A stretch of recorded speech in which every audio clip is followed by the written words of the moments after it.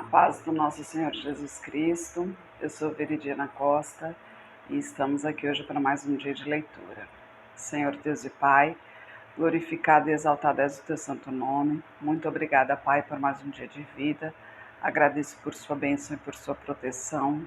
Muito obrigada, Senhor, pelos teus livramentos, Pai. Por favor, nos abençoe nesta leitura, Senhor.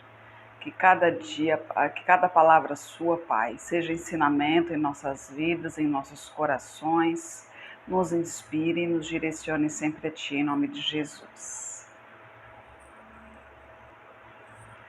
Me perdoem se tiver um barulhinho de fundo aí, mas o calor aqui está muito grande e sem o ventilador não tem condições. Seja bem-vindo, que a paz do nosso Senhor Jesus Cristo esteja contigo, que o Espírito Santo guie sua vida, guie seus pensamentos e principalmente guie sua concentração para essa palavra. Lembrando que a gente está na segunda leitura da Bíblia, Essa leitura ela é cronológica, ou seja, de acordo aos acontecimentos. Estamos em Gênesis. Hoje, o capítulo seria o 36, que é a descendência de Esaú. Mas a genealogia não é tão relevante assim para nós nesse momento. Então, porque Esaú, aqui, que é Edom, tomou por mulheres entre as filhas de Canaã a Ada, filha de Edom, Eteu, e Aiolibama, filha de Aná, filha de Zibeão, Eveu, e a Bazemate, filha de Ismael, irmã de Nebaiote, e Ada teve de Esaú a Elifaz, e a Bezamate teve a Reuel. E aqui vai passando as gerações, Então, eu vou pular esse capítulo, porque não tem relevância em relação aos nomes. Já li a Bíblia inteira algumas vezes, aconselho a todos lerem a Bíblia, ela inteira, sem pular uma palavra sequer, para a gente ter noção. Eu li a Bíblia porque eu lembro, eu acho que 8 anos de idade, e a gente estava na praia, junto com meu segundo pai, que meu primeiro pai faleceu, minha mãe se casou de novo, A gente estava na praia e lá a gente conheceu uma família, e lá eu conheci uma Veridiana, e o pai falou que achou esse nome na Bíblia. E isso, na época, logicamente, eu não era evangélica, tinha 8 anos. Minha mãe, eu não lembro se ela já era convertida, mas meu pai, ele era convertido, era convertido, tanto, por isso que minha mãe acabou se convertendo depois. Aliás, por isso não, Ele que acabou guiando, Deus que acabou usando ele para guiar minha mãe a converter-se depois, Que graças a Deus, pela honra e glória do Senhor, hoje ela está no caminho do Senhor. E eu também, mais alguns de meus irmãos também, infelizmente nem todos, Nós somos em 9, eu sou a caçula. E assim, então, depois já de ter me convertido e tudo, eu lembrei disso. Eu falei, bom, então eu vou ler a Bíblia e vou ler a Bíblia inteira, porque eu quero ver se realmente esse nome existe na Bíblia. Pesquisei no Google e tal, eu não falava nada, eu falei, não, vou ler, então, e li a Bíblia. Tudo. Não pulei uma palavra, não pulei uma vírgula sequer. Eu li a Bíblia completamente e não tem. Tem Diana, que é a princesa Diana, que a gente vai ver isso, eu não me lembro de onde ela é exatamente. A deusa Diana, princesa Diana não, deusa Diana, que a gente vai ver sobre isso ainda. Mas aí, depois que eu li tudo, que vi os nomes, eu li o censo, de quantos números de lutadores, de guerreiros e tal, li tudo.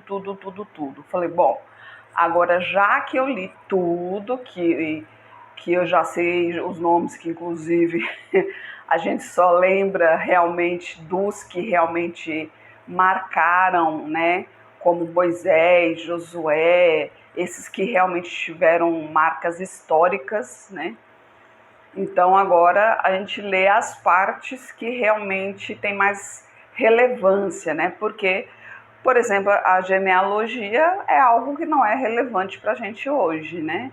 E o censo, né? Que é a quantidade de pessoas ali, né? Que quando foi quem, eu não me lembro, acho que foi Davi, se eu não me engano, que fez o censo, né, do seu exército ali, que inclusive ele fez esse censo antes mesmo de pedir permissão a Deus, né? Ele fez esse censo e ali fala sobre a quantidade de pessoas e tal, em números fala muito sobre a quantidade de pessoas em cada cidade, em cada lugar e tal. Então, sempre que tiver coisas desse tipo, eu vou pular porque não vai ser só para encher o vídeo e não vai ter relevância no nosso dia a dia, não vai ter crescimento espiritual para ninguém. Achei a palavra. Aliás, as palavras, né? Crescimento espiritual. Não irá nos acrescentar em nada, também não irá nos diminuir em nada. Então, por isso, eu vou pular o capítulo 36, né? Que é a genealogia, que inclusive fala sobre príncipes, né? Quem reinou e tal, quando morreu e assim por diante, né? E aqui deixa eu ver só o finalzinho no versículo 43, né, do capítulo 36. O príncipe Magdiel, o príncipe Irã. Estes são os príncipes de Edom, segundo as suas habitações, na terra de sua possessão. Este é Esaú, pai de Edom. Aí agora a gente começa no capítulo 37, que já é sobre os sonhos de José, que é o segundo caçula de Jacó, atualmente Israel, né, já que o seu nome foi mudado. Filho de Raquel, né, da amada Raquel. E Jacó habitou na terra das peregrinações de seu pai, na terra de Canaã, e estas são as gerações de Jacó, sendo José de 17 anos, apacentava as ovelhas com seus irmãos. Sendo ainda jovem, andava com os filhos de Bila e com os filhos de Zilpa, mulheres de seu pai. Porém, José trazia más notícias deles a seu pai. E Israel amava José mais do que todos os seus filhos, porque era filho de sua velhice e fez-lhe uma túnica de várias cores. Vendo, pois, seus irmãos, que seu pai o amava mais do que todos os seus irmãos, aborreceram-o e não podiam falar com ele pacificamente, ou seja, sentiram inveja de José. Eles percebiam, né, que o pai amava mais a José, porque lembra que Jacó se apaixonou por Raquel, né? Que o trato que ele fez com Labão, pai de Raquel, foi que ele trabalhasse 7 anos para se casar com Raquel. Mas como Raquel era mais nova, na noite de consumação do casamento, Labão entregou Leia, né? Porque era mais velha, porque a mais velha tinha que se casar primeiro. Então, depois ele trabalhou mais 7 anos para se casar com Raquel. Mas sempre Raquel foi o amor de sua vida. Mas Raquel era estéril. Então, já no final, já depois de muitos anos, foi que Raquel teve um filho, que foi José. E no finalzinho, no finalzinho não, né? E depois de um bom tempo, ela teve Benjamim, mas morreu no parto, né? E aqui, creio eu, que Benjamim era pequenininho ainda, ficava dentro de casa ainda, né? E os seus irmãos tinham inveja disso, né? Pois percebiam claramente a diferença que seu pai fazia entre eles. Aí no versículo 5, teve José um sonho que contou a seus irmãos. Por isso o aborreciam ainda mais e disse-lhes: ouve, peço-vos, este sonho que tenho sonhado. Eis que estávamos atando molhos no meio do campo. Então vi que no meu molho se levantava e também ficava em pé, sendo que os vossos molhos o rodeavam e se inclinavam diante do meu molho. Então lhe disseram seus irmãos: Tu, pois, deveras reinarás sobre nós? Tu deveras terás domínio sobre nós? Por isso ainda mais o odiavam, por seus sonhos e por suas palavras. José tinha esses sonhos e ele contava esses sonhos, mas ele não sabia seus significados, né? E nesses sonhos, em todos os sonhos que ele tinha, demonstrava ali realmente que os seus irmãos o serviam, né? Então, obviamente, os seus irmãos ficavam irados com isso, né? E teve José outro sonho e o contou a seus irmãos, dizendo: Eis que tive ainda outro sonho, e vi que o sol e a lua e 11 estrelas se inclinavam diante de mim. E contando-o a seu pai e a seus irmãos, repreendeu o seu pai e disse-lhe: Que sonho é este que tiveste? Porventura viremos, eu e tua mãe e teus irmãos, a inclinar-nos perante ti em terra? Aí agora já foi um pouquinho mais diferente, né? Porque agora quem serviria a ele não seriam só os irmãos, mas os pais também, né? Então o pai lhe chamou a atenção referente a isso. Falou: tá pensando o quê? Você é um menino, você acha que eu vou te servir? É você que tem que me servir, né? E a gente continua no versículo 11. Seus irmãos, pois, o invejavam. Seu pai, porém, guardava este negócio no seu coração. E seus irmãos foram apacentar o rebanho diante de seu pai, junto de Siquém. Disse, pois, Israel a José: Não apacentam os teus irmãos junto de Siquém? Vem e enviar-te-ei a eles. E ele respondeu: Eis-me aqui. E ele lhe disse: Vai e vê como estão os teus irmãos e como está o rebanho, e traze-me resposta. Assim o enviou do vale de Hebrom e foi a Siquém.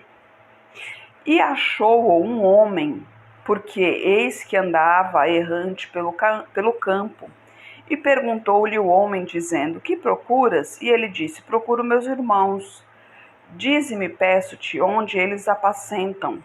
E disse aquele homem: Foram-se daqui, porque ouvi-os dizer: Vamos a Dotã. José, pois, seguiu atrás de seus irmãos e achou-os em Dotã. Por isso que o pai sempre mandava José os espiar, né, os vigiar, porque sabia que no final das contas, eles não faziam o trabalho real, né, como deveria ser feito, né?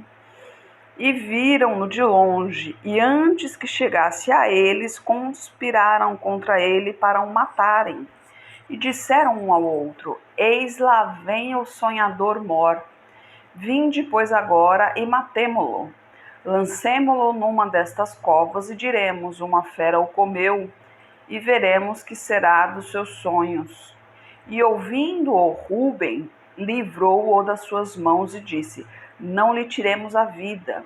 Também lhes disse Rúben: Não derrameis sangue, lançai-os nesta cova, que está no deserto, e não lanceis mãos nele. Isto disse para livrá-lo das mãos deles e para tomá-la a seu pai. Ou seja, Rúben aqui viu que os irmãos estavam falando sério, né? Que realmente queriam matá-lo, né? Mas Rúben não queria o sangue do irmão nas mãos, né? Então, como viu a cova e viu que não iria conseguir convencer os irmãos a fazer coisas diferentes, então convenceu os irmãos a jogar José na cova e mais tarde ele voltaria e tiraria José da cova para voltar para casa, né? E aconteceu que, chegando José a seus irmãos, tiraram-no de José a sua túnica, a túnica de várias cores que trazia, e tomando-o, lançaram-no na cova. Porém, a cova estava vazia, não havia água nela. Depois assentaram-se para comer pão. Então levantaram seus olhos e viram uma companhia de ismaelitas que vinham de Gileade, e seus camelos traziam especiarias, bálsamo e mirra, e para levá-los ao Egito. Então Judá disse aos seus irmãos: que proveito haverá em que matemos a nosso irmão e escondamos a sua morte? Vinde e vendamo-lo a estes ismaelitas, assim não seja a nossa mão sobre ele, porque ele é o nosso irmão, nossa carne. E seus irmãos obedeceram. Passando, pois, os mercadores midianitas, tiraram e alçaram a José da cova e venderam José por 20 moedas de prata aos ismaelitas, os quais levaram José ao Egito. Voltando, pois, Rúben à cova, eis que José não estava na cova. Então rasgou as suas vestes e voltou aos seus irmãos e disse: o moço não está lá, para onde irei eu? Então tomaram a túnica de José e mataram o cabrito e tingiram a túnica no sangue. E enviaram a túnica de várias cores e fizeram-a levá-la a seu pai e disseram: temos achado esta túnica. Conhece agora se esta será ou não a túnica de teu filho? E reconhecendo-a, disse: é a túnica de meu filho. Uma fera o comeu. Certamente José foi despedaçado. Então Jacó rasgou suas vestes, pôs saco sobre os lombos, e lamentou ao seu filho muitos dias.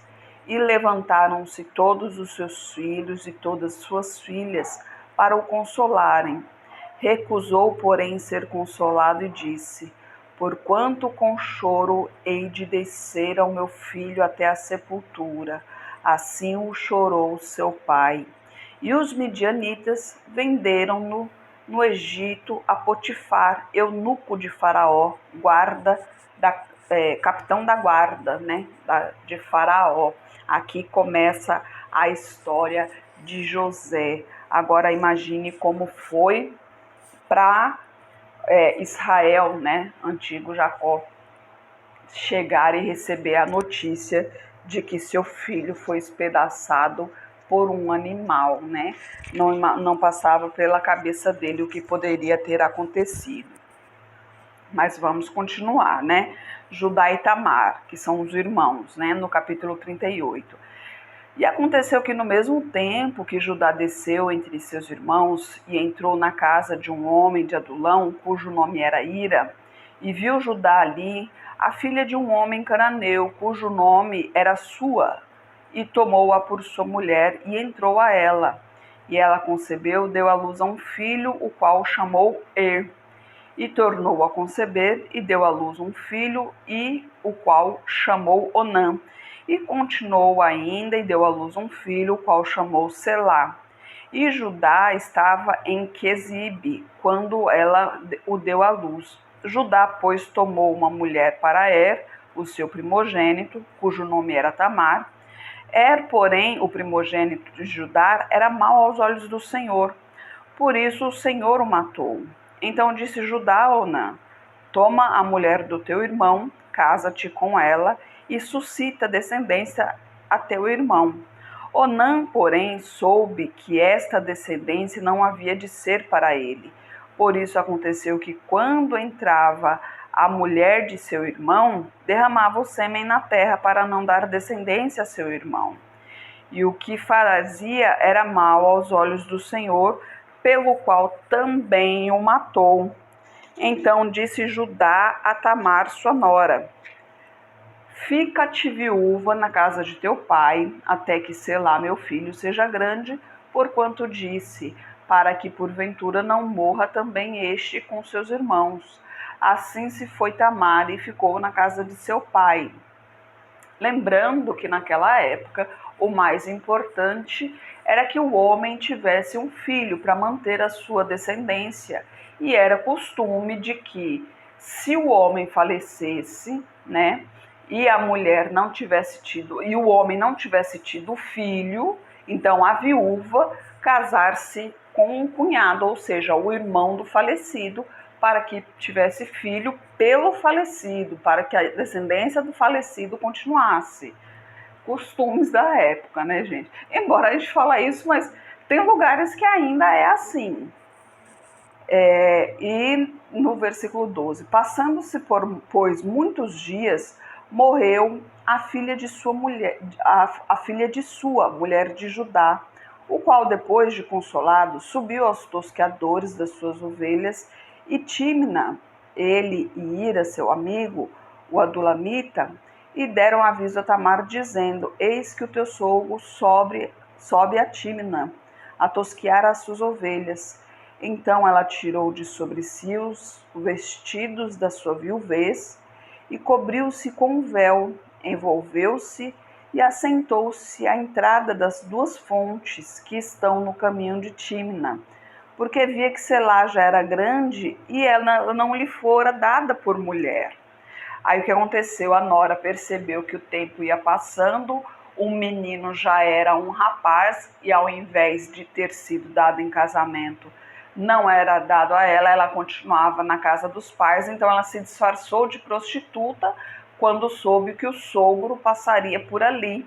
Se disfarçou de prostituta para deitar-se com ele para poder engravidar, né? E vendo a Judá, teve-a-se por prostituta, porque ela tinha coberto o seu rosto. E dirigiu-se a ela no caminho e disse: vem, peço-te, deixa-me entrar a ti, porquanto não sabia que era sua nora. E ela disse: que darás para que entres a mim?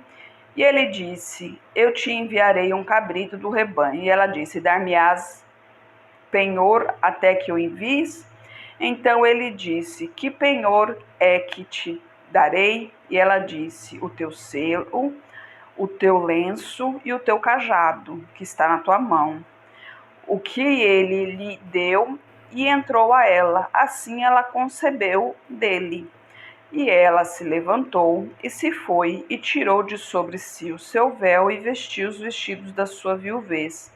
E Judá enviou o cabrito por mão do seu amigo, o adulamita, para tomar o penhor da mão da mulher, porém não a achou. E perguntou aos homens daquele lugar, dizendo: onde está a prostituta que estava no caminho junto às duas fontes? E disseram: aqui não esteve prostituta alguma. E tornou-se a Judá e disse: não a achei.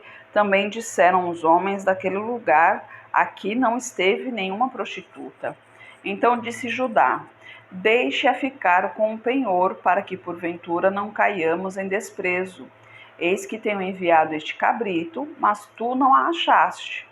E aconteceu que quase 3 meses depois, deram aviso a Judá, dizendo: Tamar, a tua nora, adulterou, porque está grávida do adultério. Então disse Judá: tirai-a fora, para que seja queimada. E tirando-a fora, ela mandou dizer a seu sogro: do homem de quem são essas coisas eu concebi. E ela disse mais: reconhece, peço-te, de quem é este selo, este lenço e este cajado?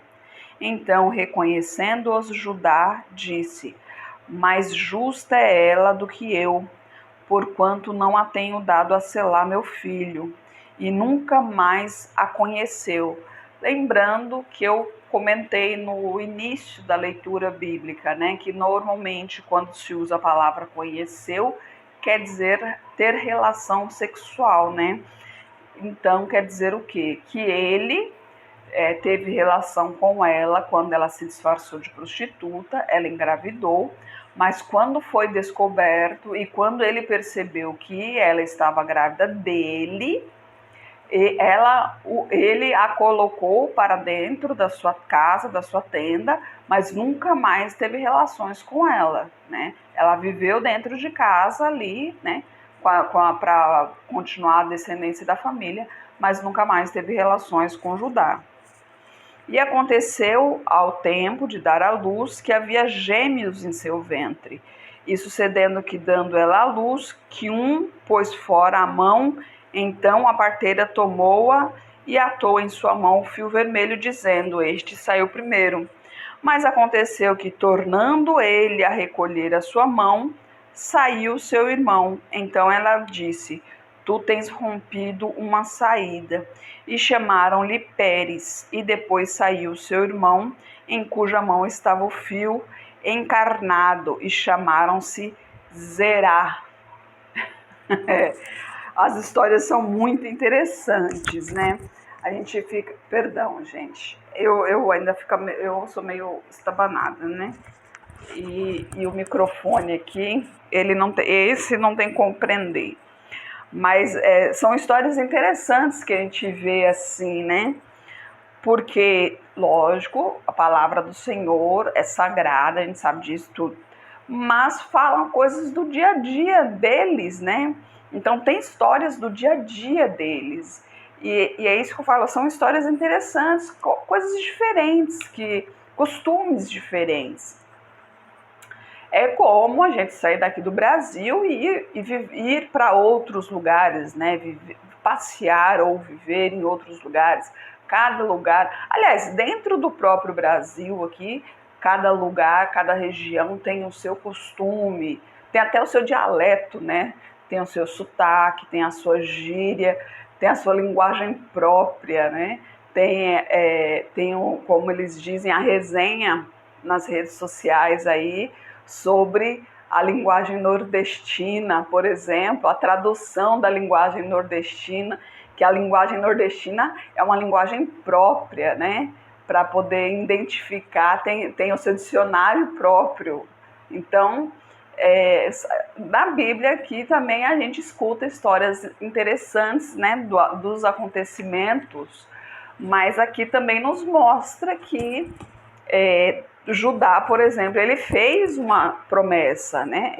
Ele fez uma promessa para a nora dele aqui. E essa promessa, aliás, ele nem precisava ter feito essa promessa, porque já era um costume. O filho faleceu e não deixou netos. Então, o próximo filho teria que se casar com ela. Faleceu também e não, aliás, faleceu também e não deixou netos. Então, o próximo filho teria que se casar com ela também. Mas ele não deu o próximo filho. Então, ela, astutamente, né? Ela foi esperta e acabou ficando com o sogro mesmo, né? Falou, já que não veio o filho, então que venha o sogro. O que não pode é ela deixar de ter o filho, né? Porque, em respeito ao marido que faleceu, né? Porque é a descendência do marido. Naquela época tinha muito disso, né? Hoje já não, o negócio de filho já não é tão como antes, né? Eu, por exemplo, vou fazer já 42 anos, não tenho filho, não quero filho, não vou ter filho. E eu já peguei até uma família completa, né? Marido com filho, com neto, com tudo. Quando eu vou no médico, já falo, não, marido com filho, com neto, com tudo, então não precisa mais nada, tá tudo feito aqui. Deus já me mandou tudo preparado. Não preciso ter trabalho com nada, né? Então, e é assim. Mas com cada história a gente vai aprendendo, né? E se você dá a sua palavra, né? Deus diz, a gente vai ver, não sei, não, como eu disse, né? Eu normalmente não me lembro das coisas, mas na Bíblia a gente vai ver aqui que Deus fala que se você não sabe se terá condições de cumprir, então não prometa, né? Não me lembro as palavras exatas, mas é isso. Então, é melhor não prometer, né? É melhor não prometer nada. Se você quer fazer alguma coisa por alguém, quer dar alguma coisa a alguém, espere o momento certo e faça ou dê, mas não prometa que vai fazer. Porque se você prometer, você assumiu uma responsabilidade, entendeu? Aí fica mais...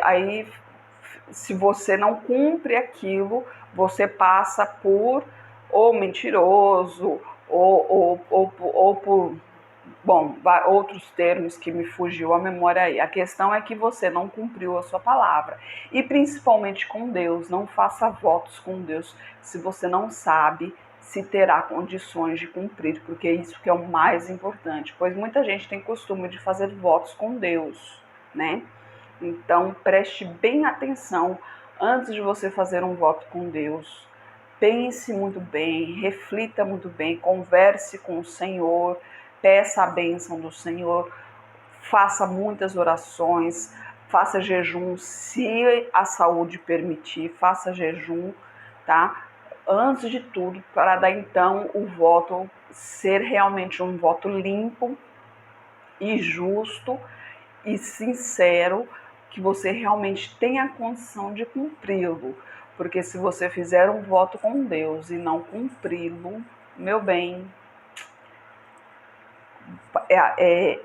aí o céu cai sobre ti, entendeu? Aí a ira de Deus vai cair sobre você, porque com Deus ninguém falha, né? Com Deus ninguém pode falhar.